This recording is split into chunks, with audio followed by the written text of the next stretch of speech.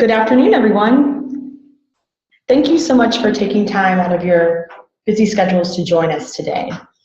My name is Catherine Covington, and I'm the Senior Manager of Client Engagement at RSF Social Finance, and I'm joined by Reed Mayfield, Manager of Social Enterprise Lending. Hi, I'm so glad everyone could join. And Alex Haber, Program Manager of Philanthropic Services. Hi everyone, thanks for coming today. We'd like to run a quick poll to see who is on the call. Please take a look at your screen and select any that apply to you.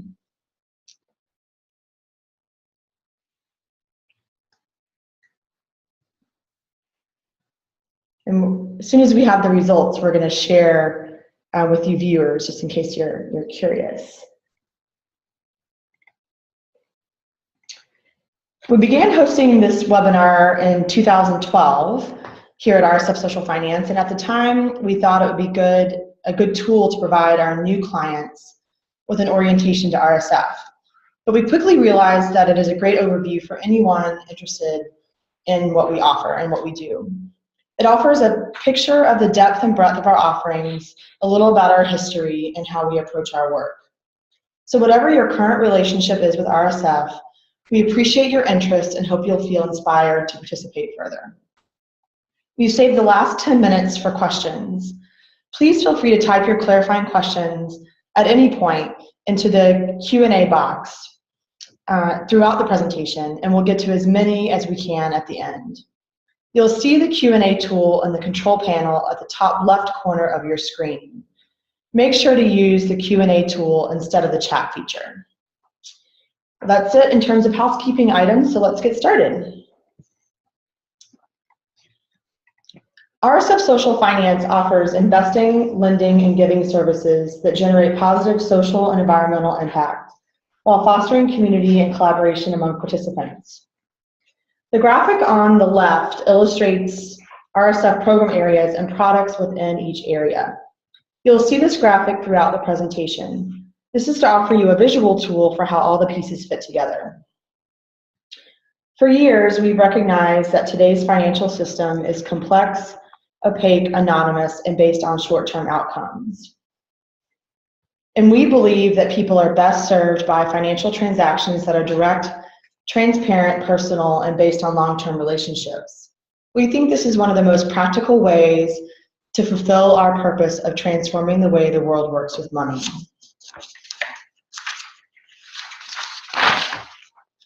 At one point, we had 12 or possibly more focus areas, but as our purpose has evolved and as our donors and investors have expressed interest in different fields, we refined our focus to 3: food and agriculture, education and the arts, and ecological stewardship.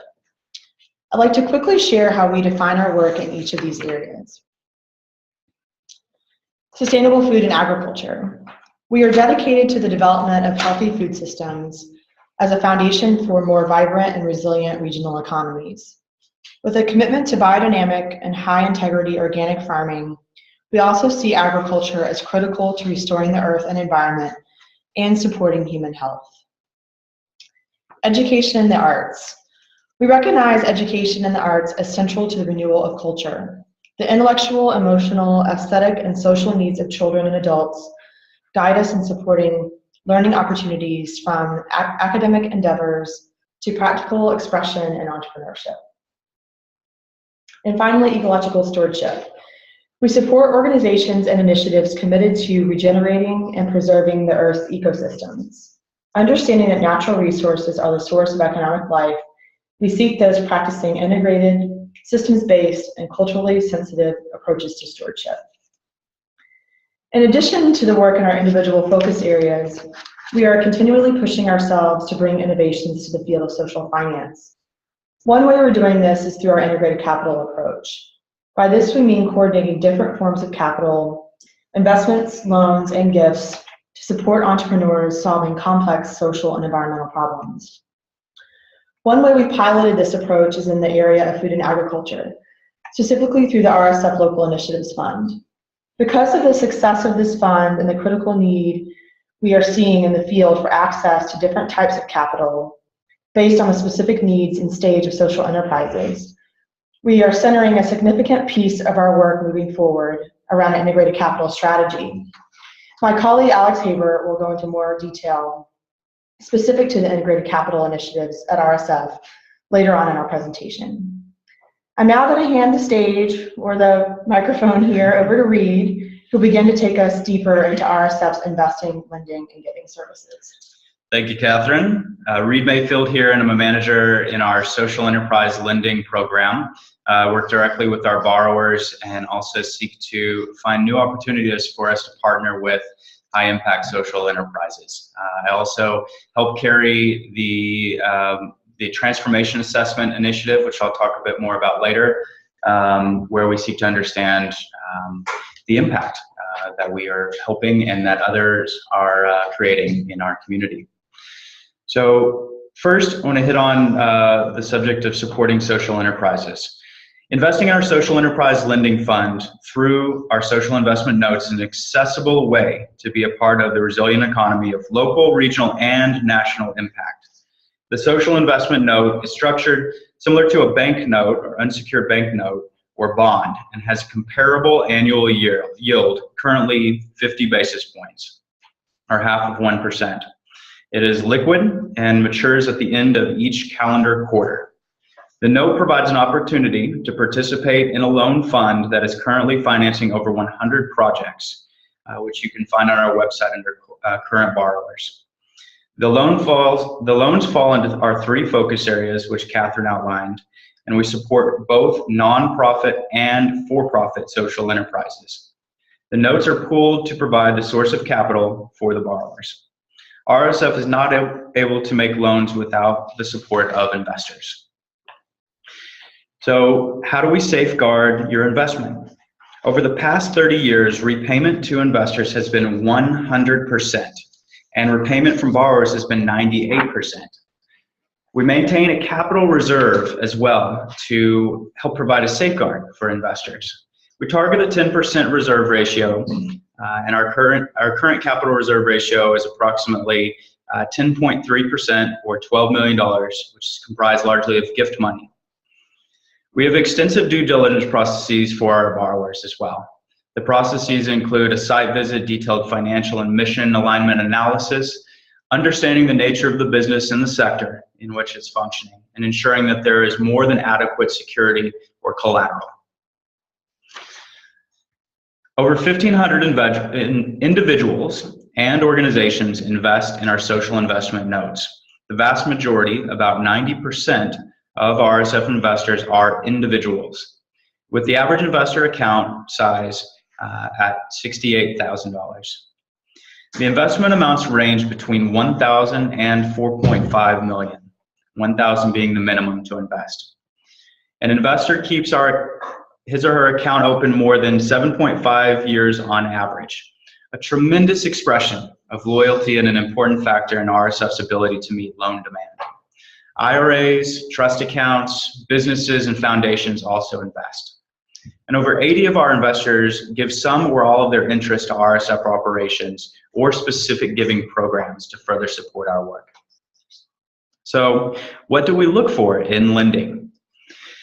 When looking at prospective borrowers, RSF first looks for mission alignment. That's the first hurdle we always seek to understand, along with the operating and revenue history. We require 1 million or above in revenue for a for-profit borrower and close to that for a nonprofit. While the average loan size is $600,000, RSF will typically finance projects between $200,000 and $5 million. So there's a graphic with what I just mentioned there. Okay, next, let's talk about current borrowers. So as you can see on the screen, there are logos from some of our current borrowers who we're proud to work with. RSF provides catalytic capital to these borrowers, and most of the projects choose RSF as a lender because they want to work with a deeply mission-aligned financial partner. Some of our borrowers may not be able to qualify for traditional financing as well, or they would qualify but at a significantly higher cost of the capital. Further, they're inspired by the loans that we have already made. As you can see on the screen, these are a very impressive group of individuals and organizations. And for investors, one of the main reasons they join RSF is because of transparency. They want to know what kind of projects their funds support. And again, take a look at the logos and feel free to look at our website under the current borrowers section. So why RSF? Working with RSF is unique for several reasons.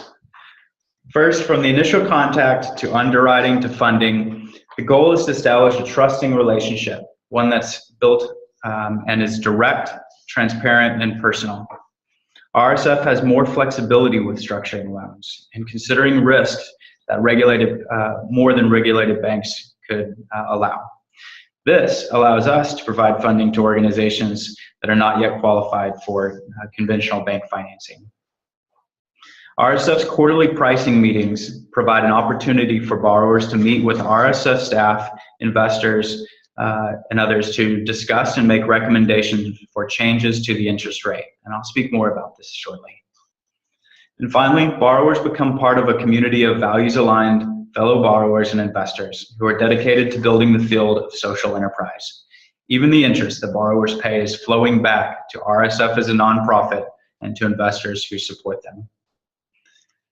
So our 3 focus areas and then a couple of examples of loans next. So we're always looking for new borrowers. So if you know of any social enterprises who would be a good fit for RSF, please send them our way.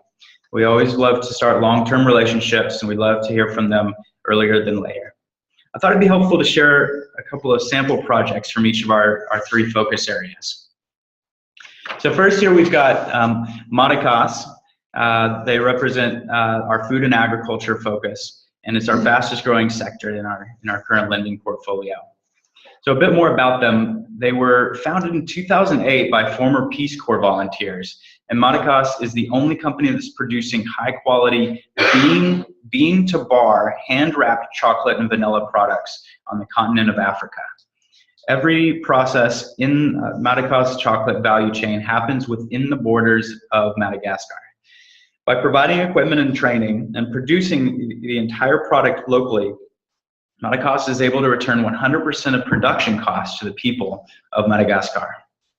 Maracas works with cacao farmers to regenerate the shade-growing forests that shelter their cacao trees. And this restores biodiversity to the soil, fauna, and flora. To date, the company has planted over 5,000 trees to help create the needed shade for cacao to flourish. RSF provided a line of credit to help Maracas' working capital needs as they grow their business.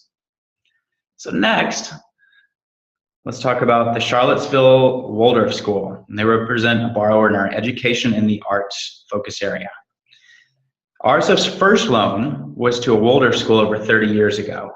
And while our overall portfolio has grown more diverse over time, education and arts projects continue to be a significant part of our lending activity. The Charlottesville Waldorf School is located in Virginia and offers Waldorf education to students all the way from early childhood through 8th grade. RSF's loan helps the school refinance existing debt, build reserves, and develop more classroom space. The school hosts a number of social and artistic events on campus that are also open to the wider community, including workshops, several summer camps, and a regional high school fair, and year-round classes in music and dance. RSF's financing is helping the school, as I mentioned, refinance existing debt, and we've built a long-term relationship with them. Next, I'd like to describe 18th Street Arts Center, another organization within the education and arts focus area, but representing a very different type of organization. They were founded in 1988, and 18th Street Arts Center is an artist residency program in Southern California that provokes public dialogue through contemporary art making.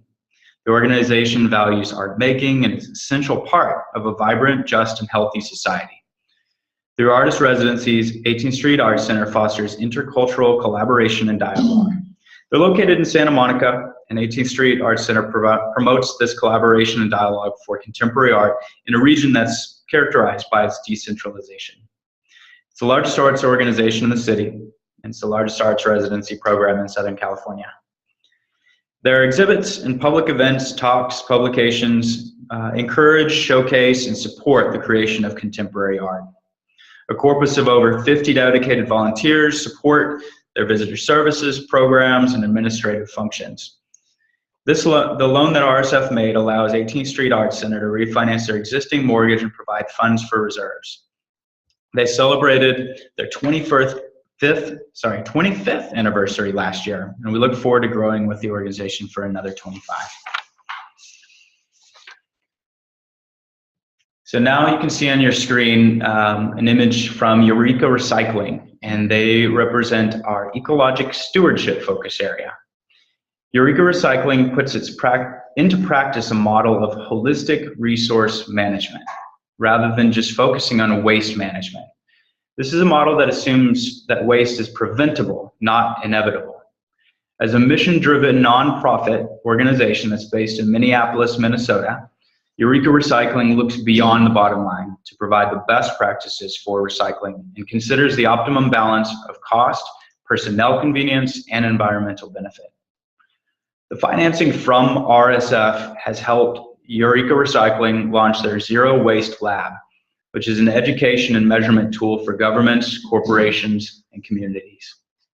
RSF's proud to support an organization that demonstrates such deep roots in the community, and with the breadth of services they provide, is contributing to a vibrant and resilient local economy in the St. Paul area. RSF financing was used to purchase new recycling equipment, which is helpful for the company in reducing operating costs and better compete for contracts. So shifting gears just a bit, I want to talk more about pricing meetings. As I'd mentioned before, one of the unique aspects of working with RSF is the quarterly pricing meetings. These meetings are nothing short of what we think of radical innovation. We don't know of any other financial institution that's bringing investors and borrowers together to discuss how the interest rate impacts all stakeholders. And we think that relationships are best served when both parties are known to each other. So in keeping with our values of interdependence and direct personal and transparent interactions, every quarter we invite our investors and borrowers to take part in a facilitated discussion with RSF staff to discuss what rates will best meet the needs of all stakeholders and to make recommendations for raising or lowering the interest rate.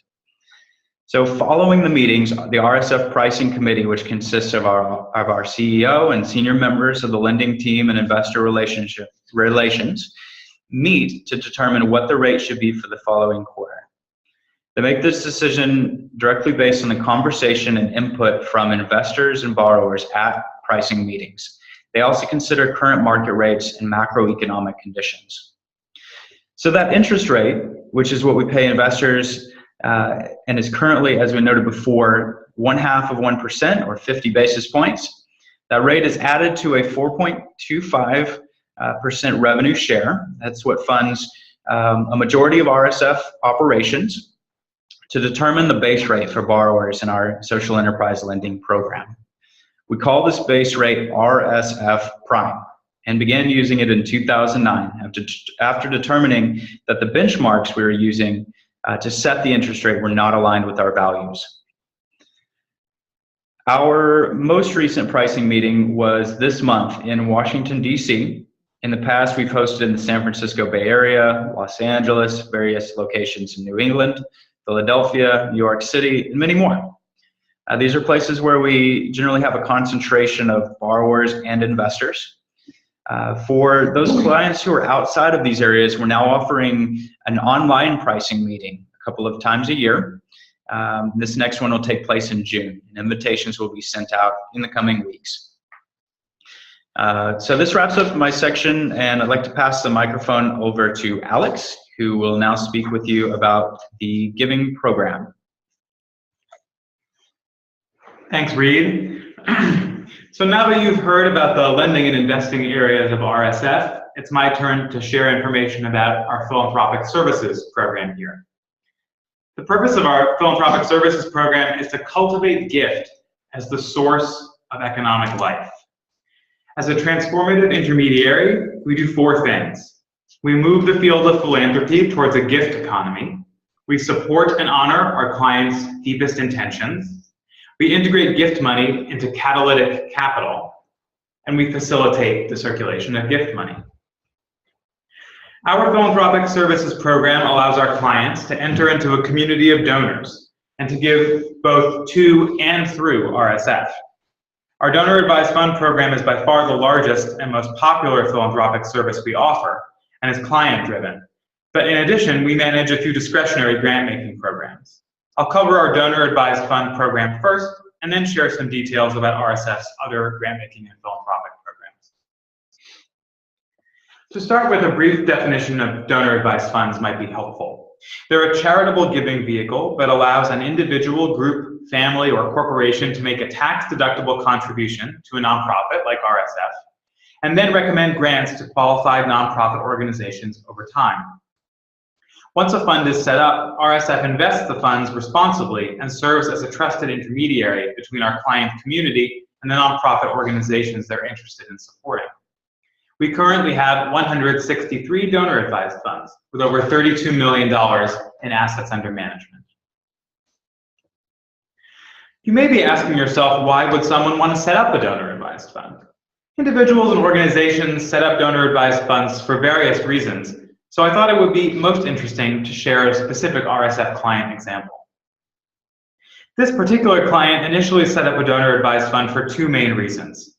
First, she had inherited money from her father that she knew she wanted to use for charitable purposes, but didn't know to whom she wanted to donate yet. And second, she wanted the tax benefit that a gift to establish a donor-advised fund provides. She thought of it as a way of earmarking money that she knows she wants to use charitably at some point in the future, which makes her feel more accountable to her personal commitment to, quote, do good with her good fortune. She's particularly happy having a donor-advised fund at RSF because she feels like our mission strongly aligns with her own values. One of my favorite things about my job is the opportunity I have to get to know some of the grantees that our clients are inspired to support. One such grantee is actually a neighbor of ours here in the Presidio in San Francisco, and is called the Pachamama Alliance.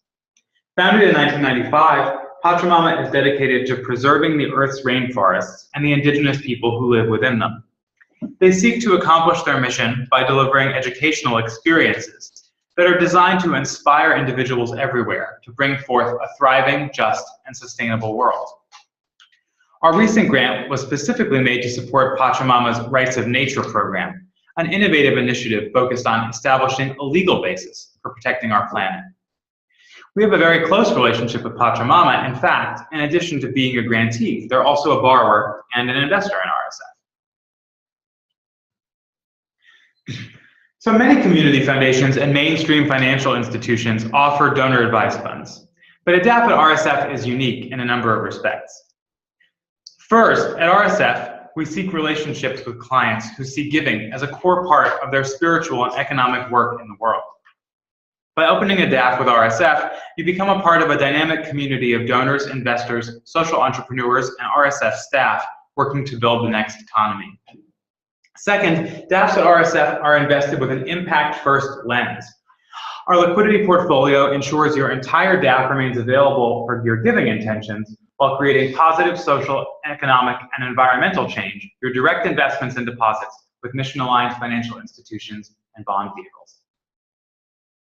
Finally, your DAP supports RSF's work to build relationships with forward-thinking individuals and foundations and create innovations in philanthropic practice. We encourage our clients to become co-creators in our transformative work. The minimum to open a donor-advised fund is $5,000, and we have funds ranging in size from a few thousand to several million. If you'd like more information, please don't hesitate to contact me directly. So while the majority of our grants are made at the recommendation of our clients, we also operate a handful of discretionary philanthropic programs, which are dependent on donations from individuals and foundations, including gifts of interest from several of our social investment fund investors. Through these funds, RSF builds innovative models for the deployment of philanthropic assets that challenge the assumptions of traditional philanthropy. If you're looking for a way to get involved in the RSF giving community, but do not want to commit to setting up a donor-advised fund, you might be interested in making a gift to support one of the programs I'll talk about next. So first, our local initiatives fund, an integrated capital initiative that Catherine, I believe, mentioned before. So working in collaboration with donors, the RSF Philanthropic Services and lending teams launched this local initiatives fund in 2012. The fund is focused on deploying capital to support the development of sustainable regional food systems. As I mentioned, it uses our integrated capital approach, the coordinated use of investments, loans, and grants to meet the needs of growing social enterprises, creating extraordinary transformation. As a mission-aligned partner, we're able to provide different types of capital needed by social enterprises to support their growth in a way that most lenders and grant makers cannot.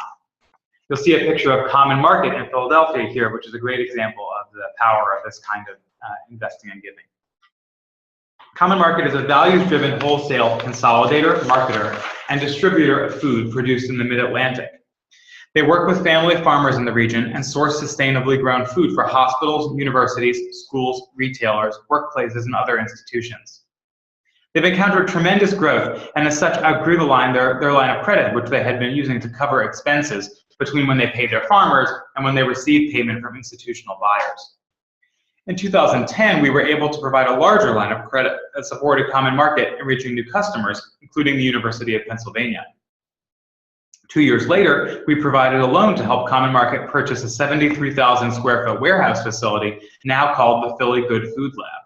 This loan was made possible with the help of a partial loan guarantee and a capacity building grant, both of which came from the Local Initiatives Fund.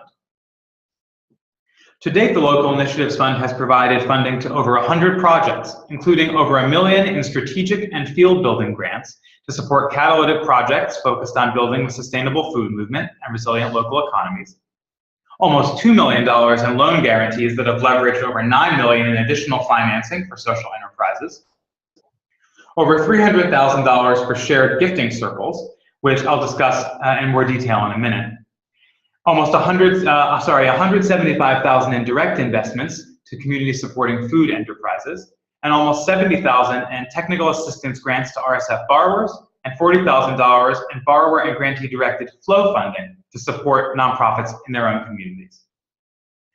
As an organization that has successfully worked with different forms of capital to catalyze change over the past 30 years, RSF is deepening our commitment to this integrated capital approach. So we're launching 4 new integrated capital initiatives this year. One focused on supporting fair trade supply chains, one on biodynamic agriculture and enterprises, one on soil health, and one on women's leadership in social enterprise. So now more on the shared gifting model that I mentioned has been supported through the Local Initiatives Fund. At RSF, we believe it's possible to transform the dynamics of the philanthropic field by fostering a spirit of collaboration and learning rather than competition in the grant-making process. To further that belief, RSF launched the Shared Gifting Program in 2011 under the leadership of our Director of Philanthropic Services, Kelly Buell. Since we began using this model, we've deployed almost $400,000 in 5 shared gifting circles.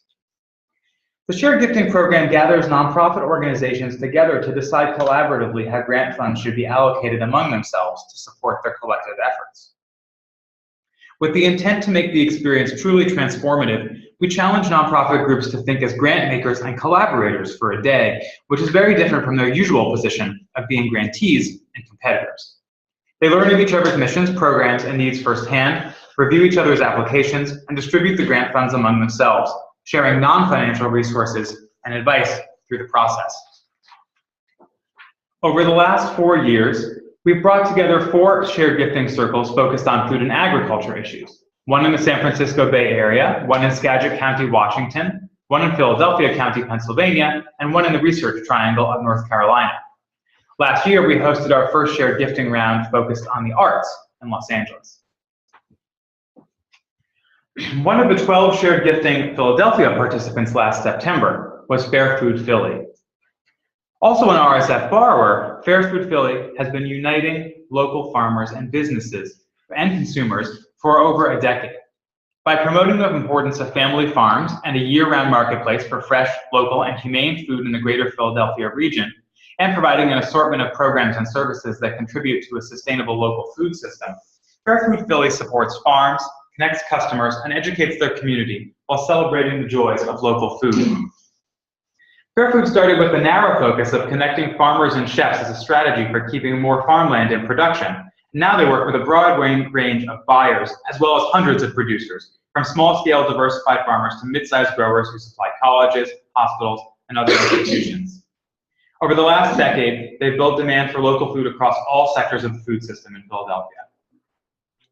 Their work has really created a paradigm shift in the public's perception about what we eat, by shining a spotlight on the men and women who grow our food. You can also find out more about our shared gifting model on our website, including a white paper entitled Shared Gifting, Transforming the Dynamics of Philanthropy, written, as I mentioned earlier, by our Director of Philanthropic Services, Kelly Peebles. The RSF Seed Fund is a grant-making program we operate internally, and the funding decisions are made by a rotating staff committee. The fund provides small gifts between $500 and $3,000 to seed new initiatives that fall within our focus areas. Successful grantees offer innovative solutions to furthering these fields of food and agriculture, education and the arts, and ecological stewardship, as well as social finance.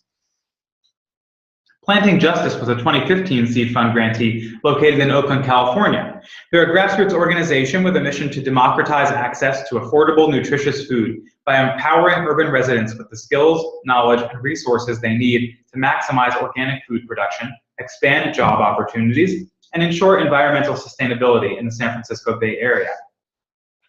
They received a grant to support the creation of green jobs for formerly incarcerated adults.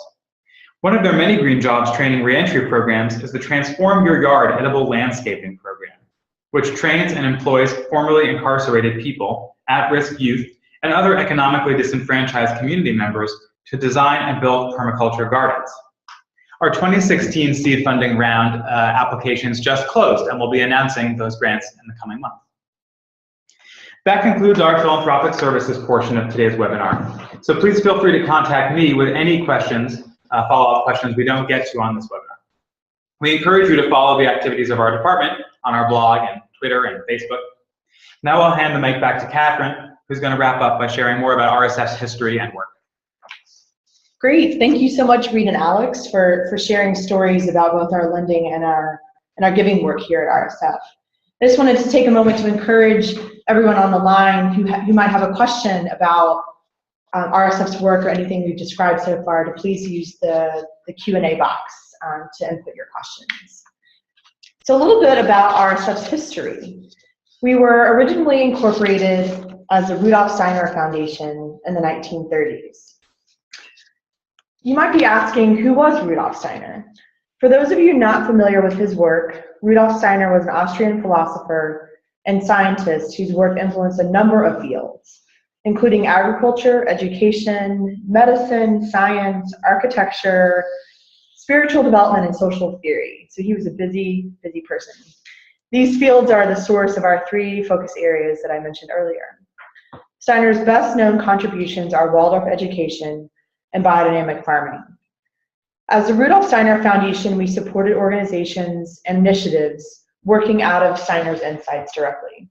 The foundation remained minimally active for several decades until 1984, when we were revitalized as a financial services organization and provided loans and gifts to nonprofit projects with connections to the work of Rudolf Steiner. It was his insights into economics, specifically, that guided the formation of RSF and our approach and products. If you're interested in learning more about RSF's history, one of our founders, Siegfried Finzer, authored a book titled Money Can Heal. It's an excellent read and contains a whole section on how we got started. RSF's first home was in Spring Valley, New York, in this very small building you see here. Our first major project was to provide a loan of $500,000 to the Pine Hill Waldorf School in Wilton, New Hampshire, which had burned down a year earlier. At the time, there was a small group of individuals working in business and finance and involved with the existing Rudolf Steiner Foundation who were wondering how one could think about working with money in a new way based on Steiner's insights. And then came the call from the school. They needed $500,000, but at the time we only had $6,000 in the bank. Determined to help the school, the individuals went out to the larger Rudolf Steiner community and raised investment funds. And those funds made it possible for us to make the loan to Pine Hill. And that model is similar to what we still do today through our social investment fund. Money in from investors and out to borrowers. Then in 1998, we opened offices in our current location in the Presidio of San Francisco, as you can see here. Around this same time, we began to deepen our work around our mission and expanded to serve a broader range of clients. In 2006, there was an even larger shift. We further expanded our range of activities to include financing to for-profit businesses with deep social values engaged in what we recognized as a rapidly growing social enterprise sector. This was also the year we changed our name from the Rudolf Steiner Foundation to RSF Social Finance. The black image on the left was an intro marketing piece from when we first moved here, and then on the right you can see our current logo. As I mentioned earlier, our purpose is to transform the way the world works with money. This essentially means we want to change the way people think about money so they can see beyond the narrow framework of our current financial structures and start working toward an economy that's rooted in communities, considers all stakeholders' needs, and restores trust in financial relationships. Needless to say, this is not an easy undertaking. In order to create the conditions for a true transformation, we engage in a number of activities that we call field building. These activities are varied and broad and are all necessary components of a larger shift. Some examples include Money and Biography, which is a workshop exploring how our attitudes and behaviors around money are intertwined in our identity and values. The workshops are led by Leah Walker from Center for Biography and Social Art and John Bloom, RSF's VP of Organizational Culture. Another example are white papers. One in particular is a new foundation for portfolio management. This paper challenges modern portfolio theory and our current assumptions about risk, growth, and utility, and proposes new principles to bring portfolio theory into the 21st century. We also sponsor a number of organizations throughout the year, organizations and their conferences, who are, in their various ways, building the field. We believe if we collaborate, the field of social finance will grow stronger and more prominent exponentially. And in early 2014, we began working closely with community foundations that are deeply interested in exploring what it would look like if they could make investments, not just grants, in their communities. Working together with BALI, which is the Business Alliance for Local Living Economies, we launched the first Community Foundation Circle, an 18-month community of practice of pioneering leaders who are working to align their individual foundations' investments to directly support their mission in their place. The first cohort was comprised of 14 community foundation leaders from across North America, representing almost $5 billion in collective assets. We just concluded that first cohort a few weeks ago and have received incredible feedback from the participants regarding the impact the circle had on them both professionally and personally. RSF will continue to serve as a resource to BALI as they make plans to launch a second cohort in November 2016. If you are interested in learning more about this exciting work, please visit our blog for stories of outcomes from the gatherings and the BALI website for more information about future cohorts. We strongly believe in assessing an organization's impact. It's hard to know if you're having a positive impact if you're not tracking it. Given that we work as an intermediary in this space, we don't want to claim the impact of the organizations and projects we support. Our challenge in assessing our impact requires innovation and an understanding of how we serve in the stewardship and circulation of finances. So we've developed a constellation of tools to measure our impact. And we look at 5 different areas. Operations, this is a review of our organizational sustainability. It includes a financial audit and key performance ratios, number of alumni working in the social finance field, and staff retention and diversity. The second is culture, which is an assessment of our practice values. We have an organizational culture survey that's distributed to staff each year. The survey asks questions such as, what specific aspects of RSF's purpose, values, and operating principles do you find most motivating and inspiring? And in what ways has your understanding about money changed over the past year? And I'll come back to the RSF culture piece in just a moment. With our investors and donors, we're looking at transformation through relationship and community. The responses we've received from their specific survey has been incredible and confirm that we are indeed inspiring change and many or most of our clients' approach to money. In 2014, the last time we sent the survey, 66% said they think more about sustainability in all aspects of the economy, and 38% have been inspired to review their investments and seek more direct and transparent investment options. And with our borrowers, we use the Social Impact Assessment Survey developed by B-Lab. The survey rates on performance in governance, transparency, community, consumers, employees, and accountability.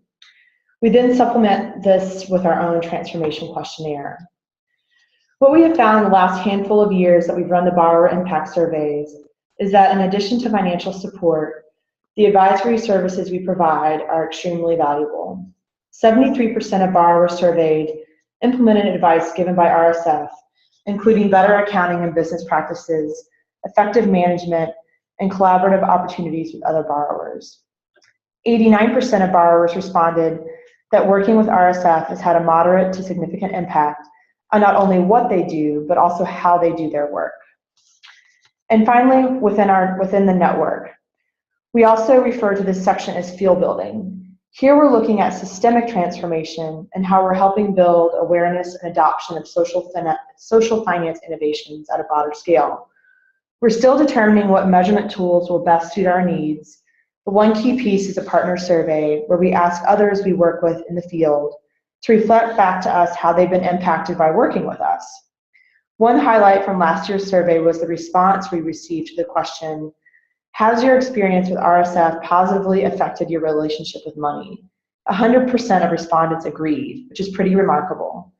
Respondents had the option to provide comments, and one wrote, RSF has had a significant influence on the way that I think about investing capital, professionally and personally, making me more aware of the importance of integration and connection. More reporting on our social impact assessment can be found in our 2014 annual report, which is available online. And also just to note that our Philanthropic Services team is working on a survey for our grantees. As I mentioned, I wanted to come back to RSF's organizational culture, as it is very unique.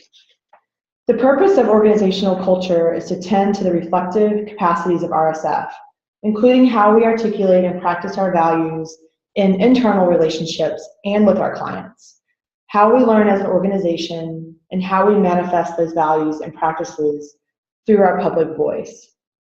Just a few examples.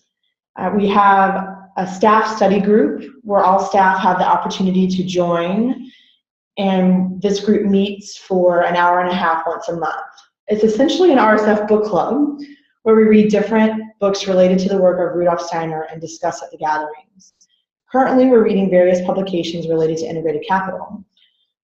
In 2009, the group was reading Rudolf Steiner's economics lectures, and it was during one of these discussions that the group had that led to the creation of RSF Prime and the pricing meetings. Prospective pay.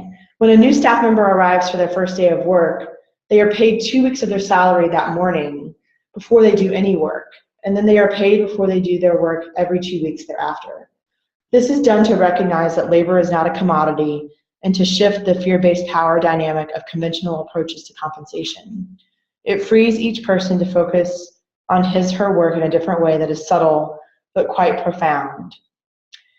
Each year we host a leadership and personal transformation intensive for all staff who want to participate.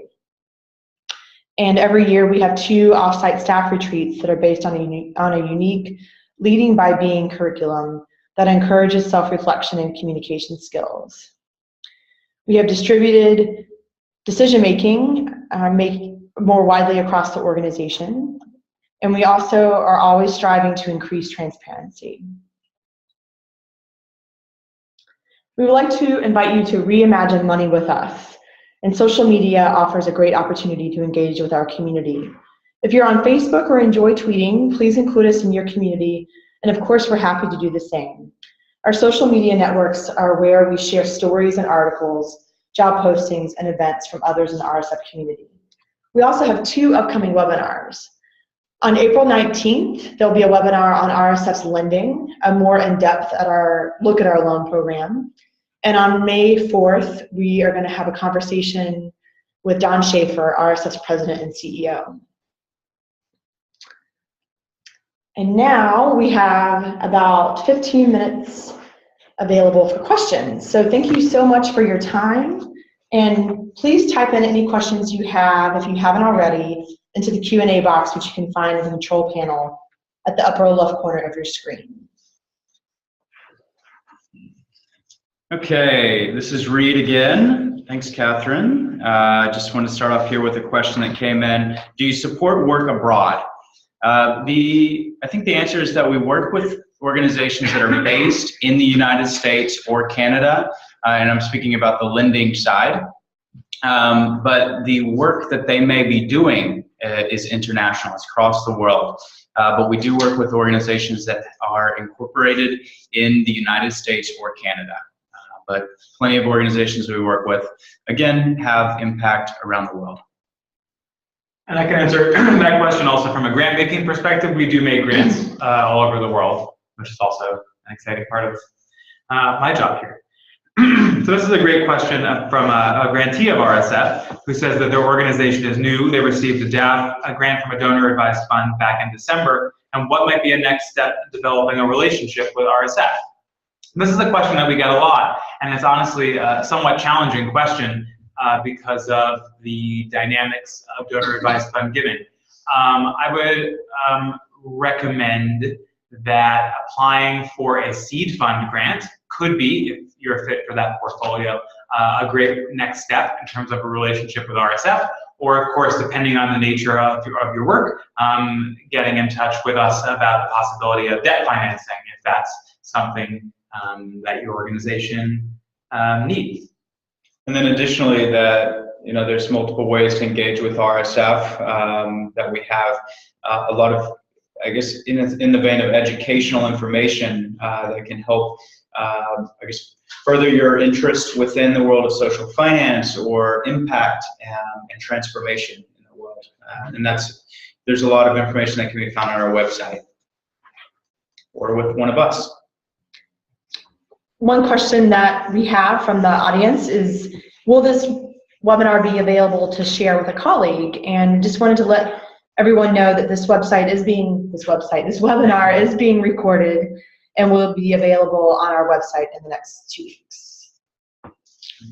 And another question I have is, and this is a great one, are all investors treated equally? Like if you invest $1,000, do you get the same access as those who invest $4.5 million?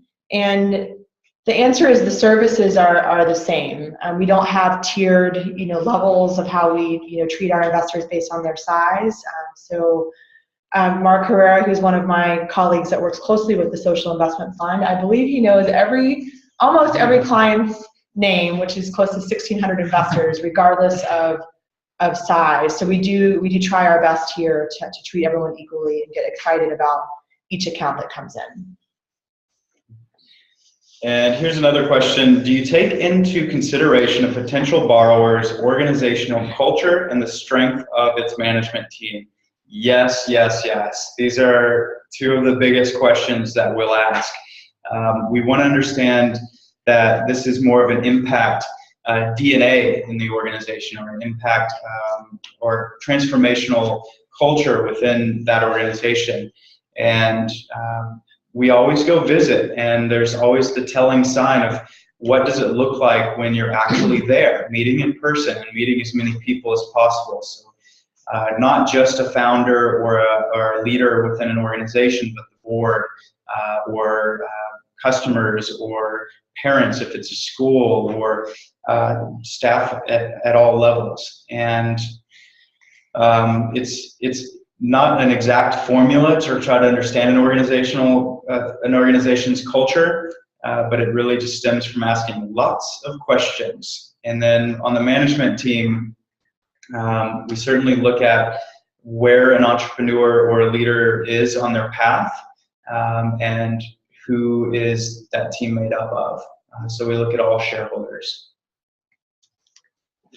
Great. A question that I have here is, can you say more about your integrated capital approach? Well, there's a a lot, I could say, but unfortunately we don't have a ton of time, and I'm not sure specifically what this person's interests are, but I'll say that for us, the integrated capital approach that we're taking has become a pretty powerful tool for us.